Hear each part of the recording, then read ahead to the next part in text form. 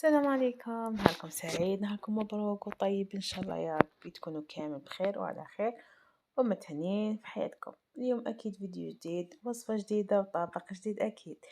طبق اليوم اللي هو دولمة، طرشي ولا دولمة سردين ولا طرشي محشي بالسردين. نعم، طرشي محشي بالسردين. وصفة ولا أروع. أول حاجة واش راح نحتاج لهذه الوصفة يا البنات؟ نحتاج أكيد كمية من السردين. نعرفوا بالسردين راه هبط وأخيرا الحمد لله يا ربي، خاطر كان ما كان نحضرو راه هبط شوية، أنا ولينا نقدروا نشروه. نحتاج كمية من السردين، نحتاج نعناع، معدنوس، نحتاج بصلة، ثوم، وأكيد حبيبات طرشي. أول حاجة هنا بعد ما نضفتو ونحيتلو الراس راح احنا نسرو، يعني نحيلو هذاك الشوك لي في الوسط. أكيد تكوني غسلتيه ونقيتيه، راح نسرو كامل ونحيلو قلنا هذاك الشوك الداخل. هنا بعد ما نحيت له الشوك واش راح ندير؟ ها هنايا سريته كامل كميه قليله يعني، ودرت لي يعني لبس بها كميه تاع سردين قليله، ولكن درت لي كميه يعني حق عشاء، حق عائله تكون 6 افراد حتى 7 افراد. هنايا واش راح جبت حبه بصله تاعي وقطعتها. البنت هنايا ما ربيتهاش ولا يعني ما ربيتهاش في العرب ولا في الروب ولا خاطر يطلق لي الماء وانا مش حابه يطلق لي الماء. كنت قطعتها هكا الى مكعبات صغيره يعني بالموس، وراح نقطعها.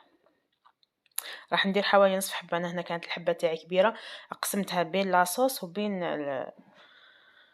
لافخس او الحشو.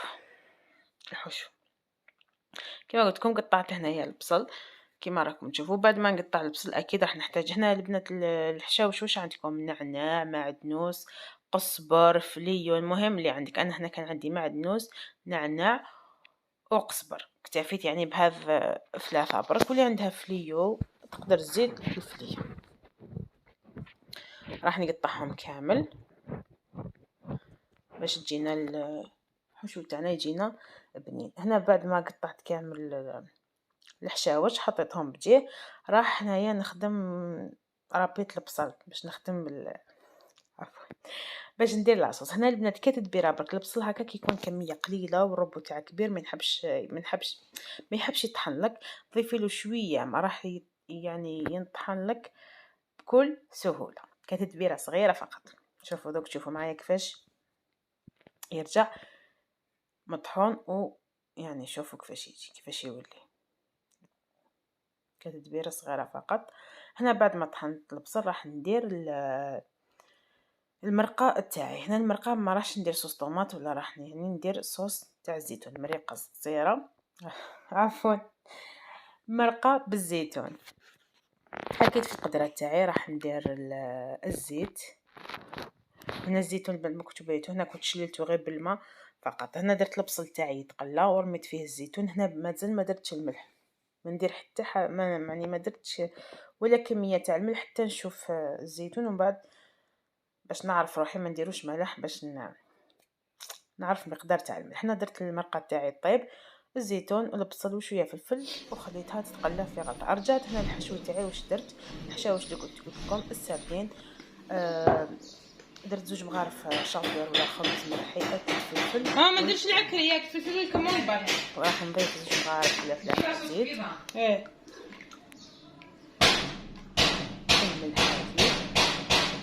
الملح لا ننسى الملح. وراح نعجن هذا الخليط نعجن الخليط تاعي. نضيف الملح. دائما نديرو حسابنا الملح باش ما تجيناش ملحتنا مالحه. انا عن نفسي يعني دائما مسوس، اختي مسوس ولا مالحه. هنا راح نعجن كامل الخليط تاعي. يعني نحاول اني نسيح بيدي مليح.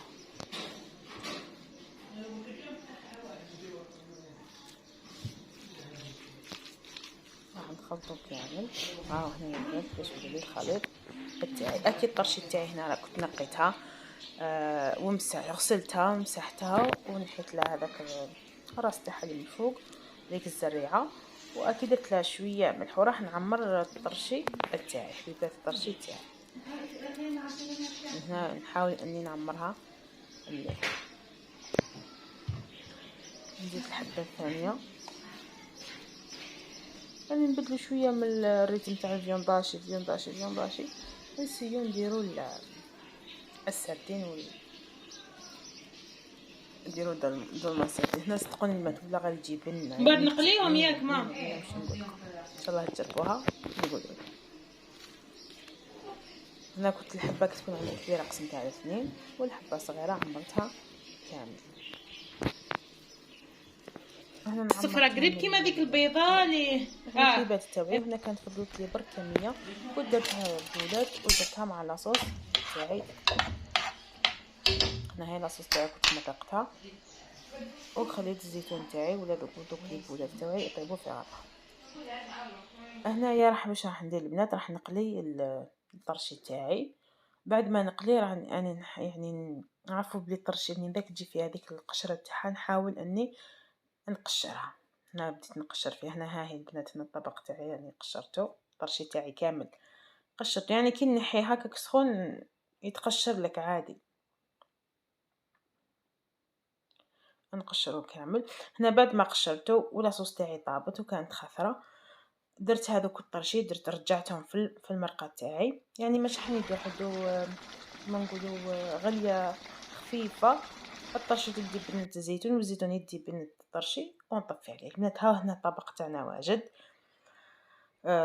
زيتون ولا ظلمه طرشي ولا طرشي محشي بالسردين والزيتون. يعني واش نقول لكم بنات، نبدلو شويه ونغيرو. بصح صدقوني البنات البنه والله العظيم انا عندي بابا ما ياكلش الزيتون، يعني اكره حاجه عنده حاجه كتحطيها له فيها الزيتون. هذا الظلمه كلاها وقال لي بنينه. ان شاء الله نتوما ثاني تجربوها وتعجبكم. في الاخر ما عليا غير نقول لكم تهلاو في روحتكم. في فيديو اخر ان شاء الله. البنات ما تنسونيش بالابوني والجام وتحفيز باش تعطوني شويه تحفيز هكا. في الاخير نقول لكم تهلاو في روحتكم. في فيديو اخر ان شاء الله، واش فيه واش ما فيهش. عالم ربي، الى الملتقى.